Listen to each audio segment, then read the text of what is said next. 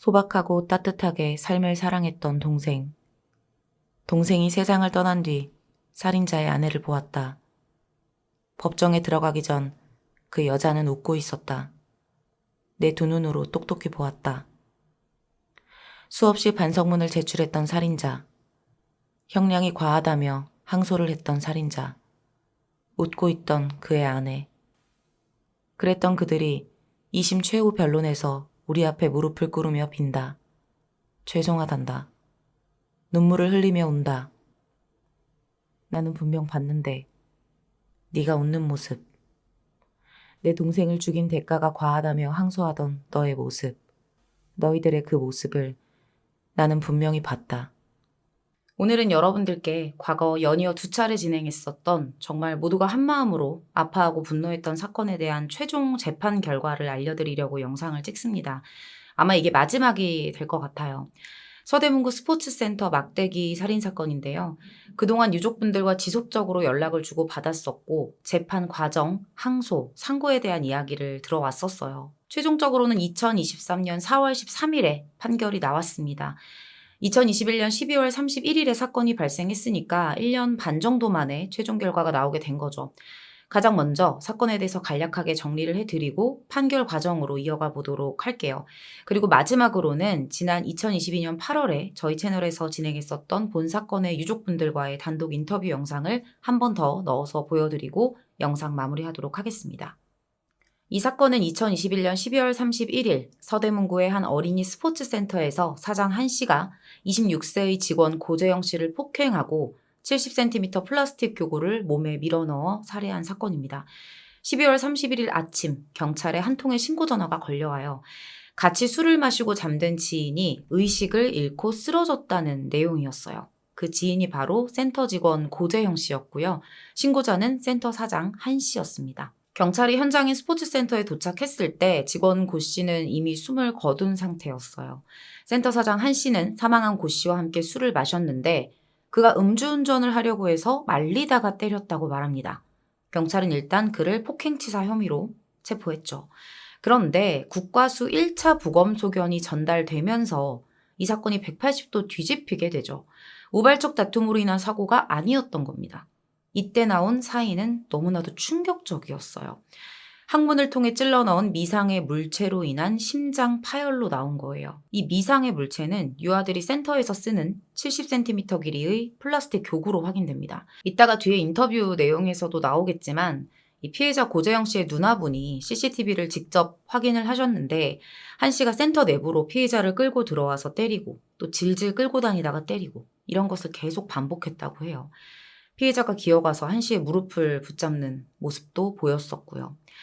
이렇게 사건은 살인사건으로 전환됩니다. 사건 전날 밤의 이야기를 좀 해볼게요. 그날 송년 회식이 있었던 날이었어요.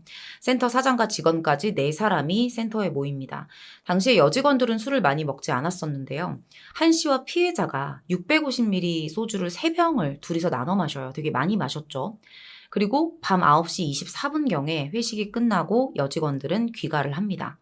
이후에 피해자도 집에 갈 생각으로 짐을 차에 실었고요. 9시 30분에는 대리기사를 불러요. 그런데 그때 한 씨가 피해자의 차량으로 접근을 해요. 그리고 나서 두 사람은 편의점에서 술과 안주를 산 뒤에 다시 센터로 향했죠. 대리는 취소합니다. 한 잔 더 하자는 그런 좋은 분위기처럼 보였지만 밤 11시경 두 사람이 다시 건물 밖으로 나온 뒤에 차에 타서 나눈 대화의 분위기는 심상치 않았어요. 당시 블랙박스에 담긴 내용입니다. 본인 왜 아니겠습니까? 뭐가 문제일까? 새끼야, 뭐가 문제일까? 어떻게 하면 될까? 너 돈도 버는 새끼야. 이 말 그럼 나쁘지 않지 않냐?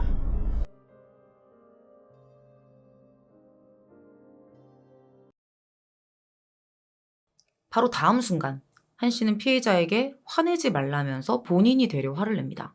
술 처먹었으면 그냥 닥쳐라. 잔머리 쓰는 거 안다. 잔머리로 큰 돈을 벌 수 있겠냐. 이런 대화를 해요. 이런 말을 한 거죠. 그러더니 자정 무렵에 두 사람이 다시 센터로 들어갑니다. 이때부터 한 씨의 무자비한 범행이 시작됐었던 거예요. 경찰은 이 둘 사이에 금전 갈등이 있었던 게 범행의 동기일 것으로 의심을 했었어요. 대화에서도 돈이 언급됐었고 과거에 실제로 금전 문제로 갈등이 있었다는 직원들의 증언도 있었거든요. 그런데 실제로 급여는 잘 들어왔습니다. 심지어 지난해보다 급여도 올랐었고요. 그러면 또 다른 이유나 갈등이 있었던 걸까요? 직장 동료와 여자친구 등 주변인들은 고 씨가 업무가 많아서 힘들어했고 1년만 다니고 퇴사하고 싶다는 이야기를 들었다고 말해요. 그러면 금전이나 퇴사와 관련한 문제가 아니라고 본다면 주치폭력 때문일 수도 있겠죠. 한 씨의 지인들은 한 씨의 과거 주치폭력으로 문제를 많이 일으켰다고 말을 합니다. 술을 먹고 이유 없이 동창을 때리기도 했고 마음대로 되지 않으면 길에 음식을 던지거나 친구를 때리는 이런 폭력적인 모습을 계속 보여왔던 거예요. 근데 되게 특이한 건 이런 행동은 자기보다 높은 사람이 아닌 친구나 아랫사람에게만 보였다는 겁니다. 전문가들은 한 씨가 평소 특성분노 성질을 가지고 있을 거라고 말을 했어요. 이거는 일시적이 아닌 오랜 기간 내재된 성격적인 특성을 가진 어떤 분노가 본인만의 이유로 폭발하는 그런 성향을 말합니다.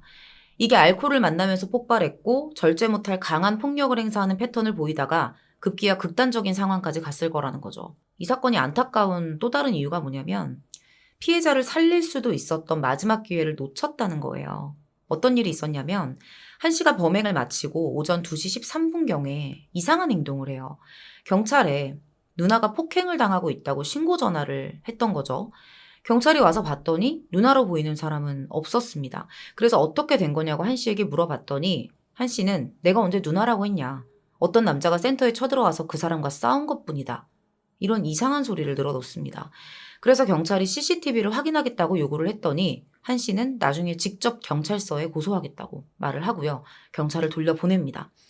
자, 근데 문제는 이 시점에서 경찰이 당시까지 숨이 붙어 있었던 고 씨를 발견했었다는 거죠. 즉사하지는 않았던 것으로 추정이 되거든요. 당시 피해자는 하의 속옷까지 벗겨진 상태로 눕혀 있는 상태였어요. 하늘을 보고 있는 상태. 범행 도구는 치워져 있었고요. 이때 경찰에게 한 씨는 그냥 얘는 직원인데 술 취해서 자는 거다. 상관없는 애다. 그러면서 머리까지 쓰다듬고 아무렇지 않은 척을 합니다. 경찰은 이 피해자의 가슴에 손을 얹고 맥박까지 확인을 했고요. 그가 자고 있다고 판단하고 패딩으로 몸을 덮어준 뒤에 철수합니다. 이게 살 수 있는 마지막 기회였던 거죠. 한 씨는 7시간이 지난 오전 9시에 같이 술을 마신 피해자가 의식이 없다며 신고했고 바로 체포됩니다. 제가 지난번 영상에서는 2022년 5월 23일 1심에서 검찰이 무기징역을 구형했다는 내용까지 전해드렸어요. 다음 달인 6월 16일에 나왔던 1심 판결은 징역 25년이었습니다. 이 결과에 대해 피해자는 검찰을 통해 항소했고요. 피고인 한 씨도 항소합니다. 그리고 2023년 1월 12일에 2심 판결이 나오는데요. 재판부가 양측의 주장을 모두 기각하면서 원심과 같은 25년이 확정이 됐어요. 일단은 형량이 세다고 항소를 했었거든요, 한 씨는. 여기에 대해서는 피고인의 범행이 고통의 강도와 시간적 계속성 등의 측면에서 볼 때 통상의 정도를 넘어선 극심한 육체적, 정신적 고통을 가한 것이라 잔혹한 범죄에 해당한다며 받아들이지 않았고요. 이 검찰 측, 피해자 측에 대해서는 첫 번째, 한 씨의 범행이 살해 욕구를 채우기 위해 2인 이상 살인한 경우가 아니고 두 번째로는 범행이 자신의 책임이라는 사실을 인정하고 있기 때문에 반성을 안 한다고 볼 수는 없다고 했습니다. 재판부의 판단은 이 범행의 계획성이 없다는 거였어요. 사소한 시비가 촉발됐고 그간 센터 운영의 어려움 등으로 쌓인 스트레스가 폭발적으로 분출되면서 충동적, 우발적으로 범죄를 저질렀다는 거죠. 범죄 자체의 잔혹성은 인정하지만 고의성과 계획성은 아니라고 보는 겁니다. 피고인은 여기서 멈추지 않습니다. 또 상고를 해요. 대법원까지 가게 됐어요. 이 사건이. 형량이 과하다는 건데 2023년 4월 13일에 대법원은 최종적으로 징역 25년을 확정합니다. 자, 여기까지가 끝이에요. 전반적으로 3번의 재판에서 피고인에게 유리하게 판단된 부분은 아침에 직접 119에 신고했다는 것, 그리고 법정에서 범행 자체는 인정하고 있었다는 것, 그리고 계획적 범행으로는 보이지 않고 벌금형을 초과하는 전과가 없었다는 점이었어요. 이게 유리하게 판단이 된 겁니다. 심신미약 관련해서도 궁금하실 텐데 피고인 측에서 주장했던 게 당시에 금연보조제 챔픽스를 먹고 있는 상황에서 술을 마셨기 때문에 심신미약이다 이거였거든요. 법원이 이 주장을 받아들이지 않아요. 이유는 당일 새벽 2시 10분경에 피고인이 경찰에 첫 신고를 하면서 변태가 와서 때린다라는 식의 말을 했었거든요. 이거는 자신의 폭력 행위를 명확히 인식한 것으로 보이는 부분이죠. 누가 누구를 때리는지는 잘 인지하지 못했다고 하더라도요. 그리고 이후에 출동한 경찰에게 CCTV를 보여주지 않고 돌려보낸 것. 이것도 범행을 은폐하려고 한 것이라고 본 겁니다. 피해자가 자고 있다고 거짓말까지 했었잖아요. 재판부는 막대기를 피해자의 몸 안에 넣은 사실이 기억나지 않는다는 그 주장도 받아들이지 않았어요. 경찰 조사에서는 구체적으로 범행 당시의 상황을 말했었거든요. 음주운전을 떠올리기만 해도 엉덩이가 아픈 걸 기억나게 하려고 때렸다. 이외에 고 씨에게 막대기로 했던 행동의 일부를 어느 정도는 기억하고 있었던 겁니다. 심신미약이라면 이럴 수는 없겠죠. 우선 사건 관련 내용을 정리한 건 여기까지입니다. 제가 채널을 운영하면서 본 사건 유족들을 만나기 위해서 질문을 정리하고 또 대화를 나누고 이런 과정에서 정말 바로 눈앞에서 그분들의 아픔이 섞인 호흡을 그대로 마주하니까 참 마음이 많이 아프더라고요. 정말 조금이나마 저희 채널에서 영상 또 시청자분들의 댓글로 힘을 보태드렸다면 그만큼 보람된 일이 없을 것 같습니다.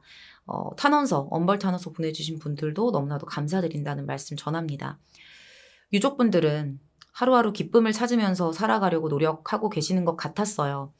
여전히 밤에는 잠을 이루지 못하고 약을 찾고 술을 마시면 나쁜 생각도 문득 떠오르지만 이게 괜찮아서 괜찮은 건 절대 아니겠지만 나름대로의 최선의 노력을 하고 계신 것으로 보였습니다. 자, 곧이어 나올 인터뷰 영상은 작년에 공개했을 때 보신 분들도 계시겠지만 그동안 다른 다큐나 방송에서도 말하지 않았던 유족들의 심경과 그날의 자세한 이야기까지 기록이 되어 있거든요.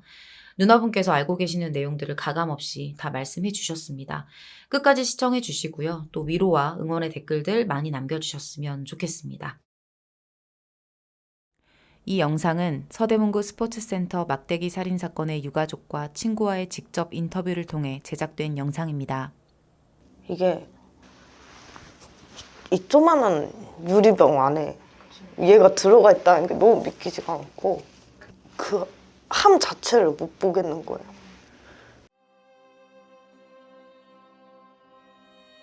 (70cm) 막대기로 직원을 살해한 직원을 플라스틱 막대기로 찔러 숨지게 한 직원을 잔혹하게 숨지게 한 혐의로 서울의 한 어린이 스포츠센터의 대표가 구속됐습니다. 2021년 12월 31일 서울시 서대문구 소재의 한 어린이 스포츠센터 대표 한 씨가 직원 고재영 씨를 폭행하고 살해한 사건이 발생했습니다. 지난 6월 1심 공판에서 범인 한 씨는 25년형을 선고받았고 양측 모두 항소 뒤 8월 25일에 있을 2심 재판을 앞둔 상황이었습니다. 그 과정에서 저희는 피해 유가족 누나분과 연락이 닿았고 가족들이 경험한 그날의 사건과 그 후 지나온 시간들에 대해 듣고 싶었습니다.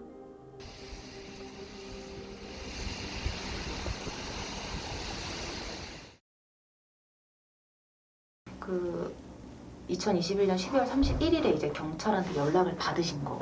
제가 받은 게 아니고 처음에 이제 아빠한테 연락이 갔는데 그 당시 아빠가 지방에서 일을 하고 계셨어요. 고향에서. 근데 이제 아빠는 집에 재영이가 들어왔는지 어쩐지 이게 보이스피싱인지 뭔지 모르니까 왜냐면 처음에 연락이 온 게 핸드폰 번호로 연락이 왔거든요. 일반 전화가 아니라. 그래서 엄마한테 전화를 해서 어제 재영이 들어왔냐 그랬는데 엄마가 왜 그러는데 안 들어왔어. 어제 회식한다고 뭐 센터에서 잤나 보지 얘기를 했는데 아빠가 경찰서에서 연락이 왔는데 재영이가 잘못됐다고. 그래서 엄마도 이제 깜짝 놀라서 머릿속에 아무것도 근데 그날 아침에 엄마가 저보다 먼저 출근을 하시는데 저한테 그러더라고. 딸, 어제 재영이가 안 들어왔어. 그럼 재영이 연락된 거 있어? 제가 그때 아무렇지도 않게 엄마, 걔도 내일 모레 30인데 어제 대리 안 잡힌다 했잖아. 어디 근처에서 자든지 센터에서 자든지 하겠지. 일어나면 연락 오겠지. 했는데 근데 그날따라 저도 원래 엄마나 아빠가 저희 가족은 서로 각자의 일하는 시간에 급한 거 아니면 전화를 안 하거든요. 카톡으로 내용을 남겨놓던지 하는데 업무를 보고 있는데 엄마한테 전화 오는데 그 진동 소리가 그날따라 유난히 크게 들리는 거예요. 갑자기 느낌이 싸한 거예요. 엄마가 처음에 말을 제대로 못해서 답답하니까 저도 이제 막 소리를 질렀어. 아, 왜 그러는데 재영이가 뭐 어쨌다는 건데? 막 그랬는데 엄마가 이제 재영이가 죽었대 하면서 막 우시는데 그게 무슨 말이냐고. 횡설수설 하는 거예요, 막. 부고를 전해들은 유족들은 경찰로부터 동생이 사망했으며 직장 대표에게 폭행당했다라는 말을 전해듣게 됩니다. 그때 이제 근처에 영안실 있는 병원이 없어서 그 영등포 장례식장으로 옮겼다 했더니 이제 경찰서 먼저 오시라고 해서 저희 집이 이 근처예요. 그래서 엄마 택시를 타고 저 태어나서 엄마가 그렇게 온 거 처음 봤거든요. 근데 가면서도 눈물을 진짜 꾹꾹 참았어요. 재영이 옷가지를 막 주는데 아랫도리 옷이 없는 거예요. 위에 패딩이랑 맨투맨 티만 입고 갔던 티만 입고 선생님 재영이 핸드폰이랑 바지는 어딨냐 그랬더니 뭐 이거 재영이 핸드폰 맞냐고 하면 주는데 패턴을 푸는데 이게 자꾸 안 맞는 거예요. 그리고 이제 핸드폰 위에 상태바를 봤더니 유심히 장착이 안 된 폰이에요. 그래서 뒷면을 돌려봤더니 재영이 게 아닌 거예요. 체육 수업할 때 음악 트는 용으로 썼던 공폰을 준 거예요. 그러니까 좀 경찰서에서도 답답했던 게 피해자 엄마랑 누나를 불러다 놓고 어떠한 상황으로 잡혔는지에 대해서 얘기를 해줘야 될 거 아니에요. 계속 평소에 재영이 주량이 어느 정도냐, 주사가 있었냐 이런 술 관련된 질문들만 하는 거예요. 누나의 기억 속 재영 씨는 평소 주사가 없었다고 합니다. 과음을 했을 때도 항상 집에 돌아와 잠을 청했고 혹시 외박을 하게 되면 가족들에게 연락을 잊지 않았던 사람이었습니다. 그날 경찰서에서 재영 씨의 누나는 동생을 죽인 그 대표를 두 눈으로 직접 대면하게 됩니다. 안에 무슨 난간같이 이렇게 나무 난간 비슷하게 있는데 누가 진짜 눈이 다 풀린 상태로 이렇게 고개 숙이고 앉아있는 거예요. 한적이었어요. 봤어요. 근데 이렇게 지나쳐서 오는데 저놈이 그놈 같은 거예요. 엄마는 일단 재영이 옷 붙들고 울고 있고 그 형사 아저씨한테 옷 갖다 준 분한테 저 사람이 그 사람이에요? 그랬더니 대답을 안 하시더라고요. 그래서 제가 그랬어요. 저 가까이 가서 얼굴 한 번만 보면 안 되냐고. 나 얼굴 모른다고. 가까이 갔는데 저는 서 있고 이렇게 눈만 이렇게 올려다보고 죄송합니다 이러는 거예요. 그래서 제가 그랬어요. 죄송하다는 사전적인 의미는 알고 지금 얘기하시는 거냐고. 그러고 나서 저도 모르게 뒤돌면서 욕을 하면서 왔거든요. 그리고 시신을 확인하러 영등포로 향한 유족들. 그때까지만 해도 그들은 이 모든 일들이 연말 이벤트, 거짓말이 아닐까 생각했었다고 합니다. 꿈인가 이 연말 이벤트인가. 근데 이제 또 영안실에서 장례식장 거기서는 시신을 계속 열었다 닫았다 할 수 없으니 아버님 오실 때까지 대기실에 계시다가 오시면 같이 보시는 걸로 하자 해서 그렇게 한 3시간 정도를 더 기다렸어요. 아빠가 와서 애를 확인을 하는데 얼굴이 빈틈이 없더라고요. 입술은 다 터져 있고 그 시간 동안 이제 멍이 빠져서 그 정도일 건데 와 이거 맞아도 진짜. 어제까지도 멀쩡했던 재영 씨의 마지막 모습을 확인한 유족들. 누나는 이후 경찰서에서 확인한 CCTV 영상에 대해 어렵게 입을 열었습니다. 그리고 재영 씨 사망의 결정적 이유가 담긴 장면을 보았을 때 현재 피고인 한 씨가 주장하는 심신미약은 말이 되지 않는다고 했습니다.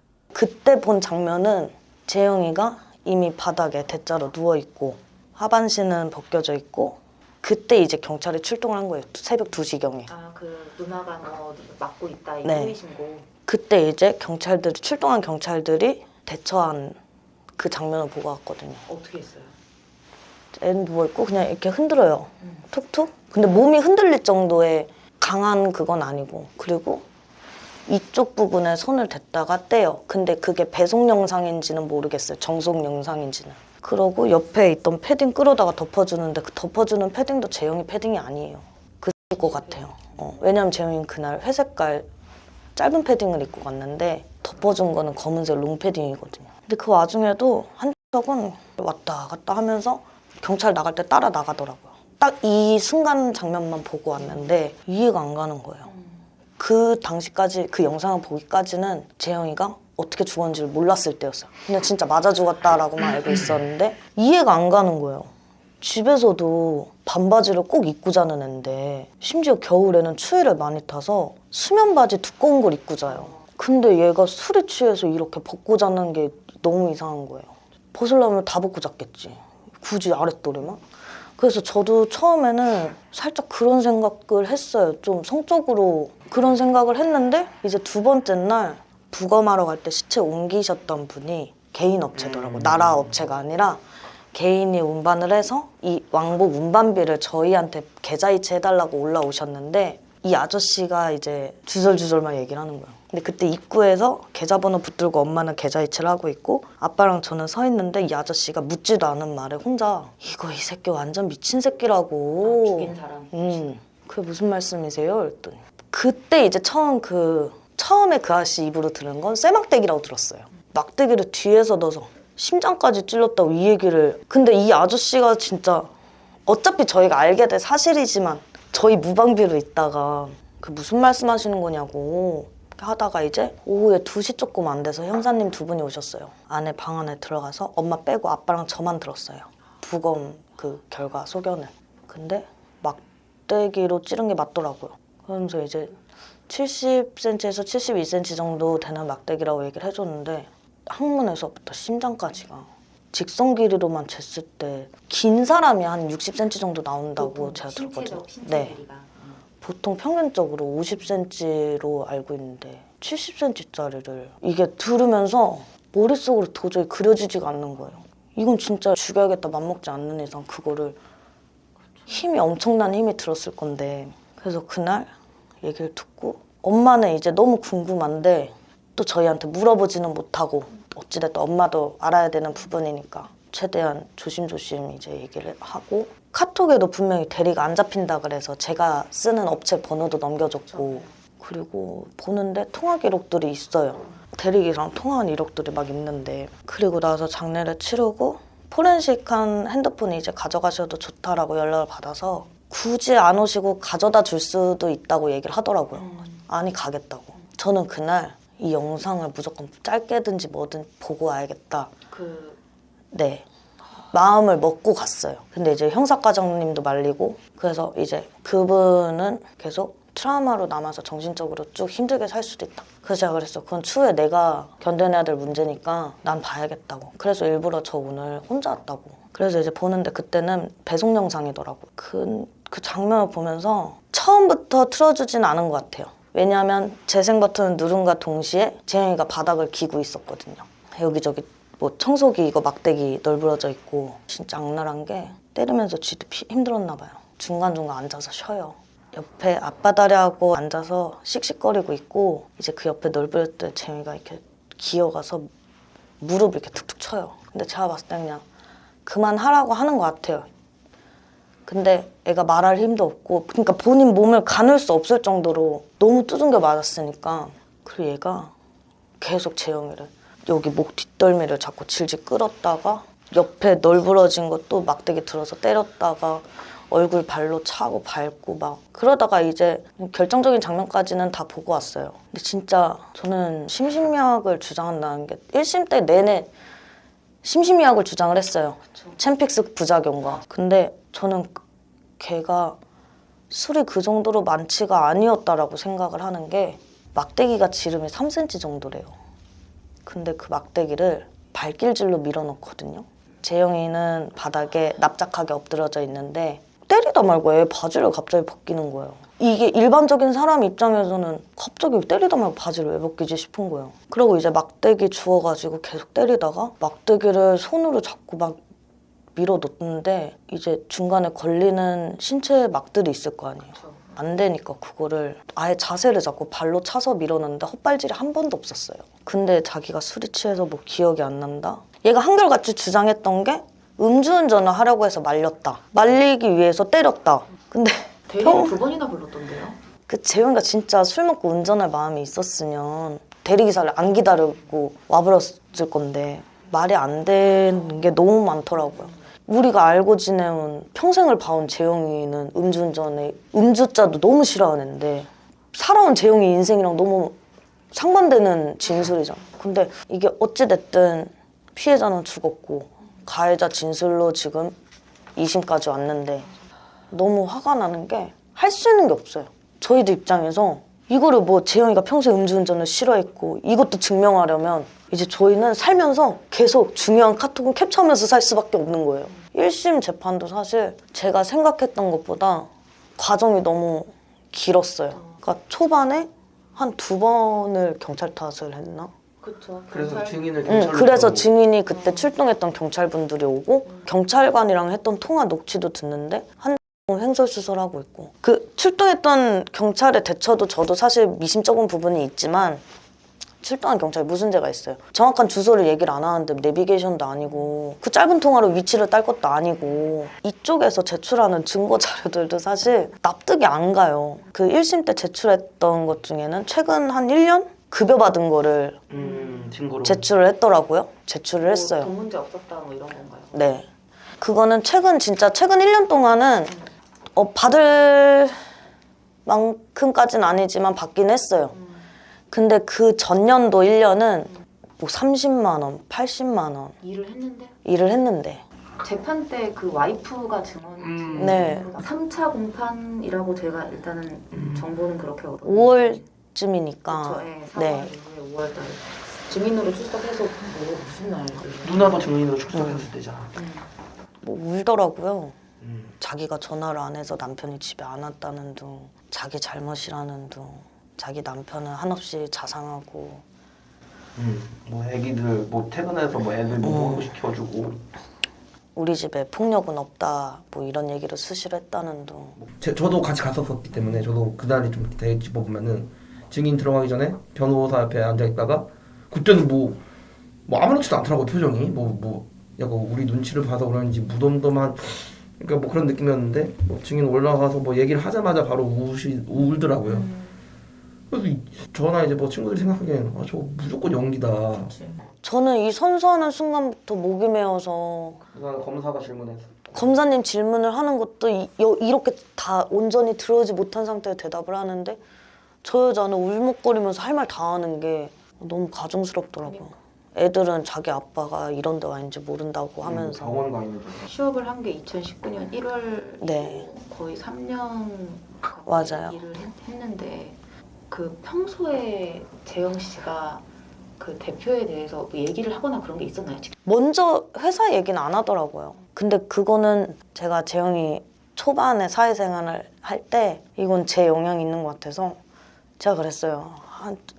그 초반에는 이제 얘도 처음 하는 일이고, 그러니까 뭐 일하는 상사한테 욕 한마디씩 듣고 올 수 있잖아요. 그러면은 애가 그 감정 분풀이라고 해야 되나 이제 짜증이 난 상태로 집에 오는 게 제가 너무 꼴배기가 싫은 거예요. 초반에 야 엄마도 일하고 아빠도 일하고 나도 일해. 일 너만 하는 거 아니고 회사에서 짜증나는 거 있으면 집 앞에 놓고 와. 제가 그랬어요. 그렇게 안 좋게 가고 나서는 이게 저한테 죄책감으로 오는 거예요. 그냥 좀 짜증 좀 부리라고 할까 봐 이러면서. 근데 이제 저랑 엄마 같은 경우는 이제 궁금하긴 하잖아요. 얘가 진짜 제대로 된 회사를 들어간 거는 처음이고 하니까 대표는 어떠냐. 괜찮아. 근데 엄마 말 들어보면 평소에 이제 어쩔 수 없이 대표랑 한 잔씩 먹고 오는 날에도 표정은 안 좋고 이제 한번 그랬대요. 대표랑 술 먹는 거 싫다. 그러니까 제가 대표라고 표현 안 하고 본부장님이랑 술 먹는 거 너무 힘들다고. 본부장이에요, 그 사람 직급이 거기서. 거기서 그냥 사장인데 본인 직함을 외부에서는 본부장으로 이렇게 했나 봐요. 근데 대리기사랑 통화하는 게 블랙박스에 담겼는데 거의 대리기사랑 통화를 못할 수준으로 옆에서 계속 큰 소리를 치는 거예요. 근데 이제 저도 그 아래서 12시쯤? 그때 영상을 봤을 때 이미 저는 CCTV 영상까지 보고 왔잖아요. 그러고 나서 이제 그 알 방송되는 걸 보는데 애 뒷목을 잡고 올라가더라고요.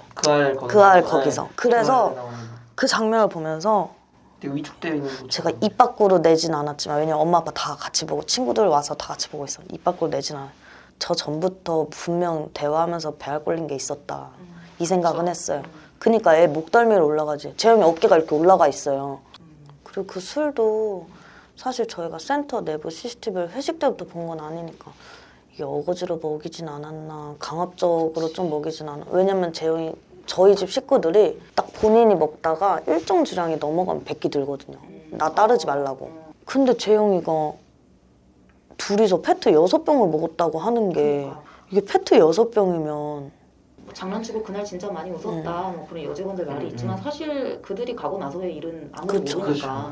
근데 여기 잠바를 잡고 이렇게 올라가는데 그러고 나서 이제 재영이가 못 나온 거죠. 그러면 혹시 뭐 가족들이 추측하는 어떤 그런 범행의 이유라던가 이런 게 있었어요? 이유를 찾자면. 꼽아야 된다 싶으면은 그냥 열등감 이런 거 아니었을까 싶어요. 왜냐면 재영이 스스로가 얘기를 했던 것들이 애들이 나를 너무 좋아한다. 가는 길은 힘든데 수업 1시간씩 하고 나오면 엔돌핀 돈다고 막 이런 얘기를 했었거든요. 근데 이제 재영이 앞으로 수업이 점점 더 많아지고 이러다 보니까 조금 어찌됐든 좁은 어깨다 보니까 위기의식, 열등감, 재영이가 나가는 순간 원생들이 떨어지면 어떡하지? 과거에 그런 언쟁도 있었다고 제가 전해 들었는데, 그러니까 재영이는 자기가 아이들을 가르치는 거에 대한 굉장한 자부심이 있는, 자기는 교육자라고. 근데 그 대표랑 언쟁이 있었던 게 뭐냐면 우리 장사하는 사람이라고. 한번 그런 언쟁이 있었다고 해요. 이거는 재영이 여자친구한테 들었나, 재영이 다른 친구한테 들었나. 서로 보는 가치관 자체가 다르기 때문에 이 사람은 돈 벌려고 하는 거고, 그래서 재영이가 돈이 중요한 게 아니지 않습니까? 라고 하지 않았나 싶어요. 그래서 저도 아까 말씀드리고 싶었던 게, 예, 재영이가 그 작년에 코로나 심할 때는 진짜 뭐 못 볼 때도 있었었고 직원들 다 떠날 때 버텼던 녀석인데, 얘가 돈 때문에 여기 있을 이유가 전혀 없거든요. 자기가 일을 해도 왜냐면은 원생이 없으니까 수익이 없을 거 아니에요. 그래도 사무실 나가서 뭐 이랬던 놈이 돈을 보고 할 일이 절대 아니라는 거죠. 그래도 생각해보면은 재영이의 마지막 일했었을 때 한숨 쉬었던 재영이도 기억이 나고, 네네, 일하면서 좀 힘든 부분들이 조금 점점 늘어나는, 왜냐면 제가 이제 과장까지 갔었거든요. 그러니까 이게 업무 과중이 좀 많아졌던 것 같아요. 직급이 좀 높아지면서 좀 얘가 뭐 직원 면접도 얘가 보고, 뭐 스케줄 애들 수업도 있고, 뭐 서류 작업도 할 것도 많을 거고, 그냥 많이 힘들었을 것 같아요. 제가 대형 생각하면은. 어머니나 아버지가 가장 걱정되고 두려운 게 있어요, 지금? 일단 엄마는 어찌됐든 제가 없는 시간에 손주 케어도 해줘야 되고 하니까 본인이 한순간에 이렇게 무너질까봐 되게 많이 두려워하시고, 그러니까 내가 버텨야 된다라는 그런 강박 속에서 사는 것 같아요. 그러니까 이게 재영이 친구들이 우리 집에 이렇게 한 번씩 왔다 가면 이게 엄마도 재영이 살아있을 때 갖고 북적북적하고 좋다라고 하시는데, 이게 또 그러다 보면 또 아들을 보고 싶고, 조금 이제 한 집에서 부모님이랑 애기랑 넷이 생활하다 보니까 가끔 이제 주말에 저녁 먹을 때 이게 망각을 하는 거죠. 수저가 4벌씩만 올라오면 되는데 이게 뜨면 5벌씩 올라온다든지. 그리고 엄마 같은 경우는 자다가도 몇 번씩 현관을 열었다 닫는 그런 게 있었어요. 도어락치는 환청이 들려가지고. 근데 그게 저도 되게 심했고, 제 친구들도 지금 몇몇 친구들이 근로활동을 중단하고 있어요. 시시때때로 눈물이 나오고 막 이렇게 하니까 엄마가 몇 번을 목격을 하신 게, 제가 자꾸 이렇게 퇴근길에 좀 늦게 집에 퇴근하면 엄마가 마중을 나오는데 제가 자꾸 누구랑 말을 하면서 오더래요. 그래서 엄마 처음에 통화하면서 오나 보다 했는데, 그 이제 제가 집에 들어와서 엉뚱한 소리를 막 하는 거죠. 재영 요 앞에서 잠깐 있다 들어온다는데 왜 안 들어오냐고 막 이런 얘기하고, 이 얘기를 근데 그 순간은 제 기억에는 없어요. 그래서 이러다 진짜 내가 먼저 무너지겠구나 싶어서 그렇게 해서 병원을 가고, 엄마 소견도 극도의 우울증과 PTSD가 크다. 거의 엄마가 지금 겪고 있는 증상들이 저랑 너무 흡사한 부분이 많아서 나도 지금 가면 이런 판정을 받겠구나 싶어서, 어릴 때부터 돈도 허투루 쓰는 게 없고, 걔 수업 없어서 30만 원 받고 이럴 때도 다달에 엄마한테 적게는 10만 원, 많이 번달은 또 20, 30씩 이렇게 주고 했더라고요. 제가 인스타에도 글을 한번 썼는데 진짜 막 그런 생각이 들었어요. 저는 재영이랑 좀 상반되게 어릴 때부터 엄마 속도 좀 썩이고 나쁜 친구들이랑도 어울려보고 그렇게컨대 재영이는 오히려 저랑 너무 반대로 사고 한 번 안 치고, 문득 그런 생각이 들더라고요. 우리 엄마 아빠가 자식을 무조건적으로 하나를 잃을 수밖에 없는 상황이면 내가 갔어야 되지 않나, 막 그런 생각을 했어요. 그러니까 집에서 너무 진짜 아빠가 지방 가 계시고 할 때는 가장 노릇하고 막 누나한테 잔소리도 하고 일찍 다니라고. 제가 회식하고 재영아 누나 이제 택시 내리는데 데리러 오면 안 돼? 그러면 누나가 애냐? 이러면서 데리러 나오고. 그래서 그 엄마가 봤을 때도 제가 그때도 회식하고 좀 평소보다 늦게 들어갈 때였거든. 그래서 그런 게 보이지 않았나 싶기도 하고. 제 엄마 아빠가 이제 틈날 때마다 1, 2주에 한 번씩 파주에 갔다 와요. 근데 이제 엄마는 내심 제가 같이 가길 바라는데 못 가겠더라고요. 타식구제 이후로 한 번 갔다 왔나? 그때 1심 선고 직전에인가 그때도 이제 그래도 한번 갔다 오자 하도 이제 주변에서 그러니까 이게 이 조만한 유리병 안에 얘가 들어가 있다는 게 너무 믿기지가 않고 그 함 자체를 못 보겠는 거예요. 저희가 만나고 온 사건의 유가족분들은 아직도 그날의 기억에서 벗어나지 못하고 있었습니다. 각자의 자리에서 주어진 하루를 살아내고는 있지만 재영 씨의 생전 모습이 떠오를 때마다 잘못했던 일, 힘든 부분을 받아주지 못했던 것에 대한 죄책감과 후회를 느끼고 있었습니다. 반대로 가해자 한 씨는 피해자에 대한 미안함의 표시는커녕 판사에게 반성문과 탄원서를 반복적으로 제출하는 모습을 보였습니다. 부디 이 사건을 잊지 말아주시고 긴 시간 시청해주셔서 감사합니다.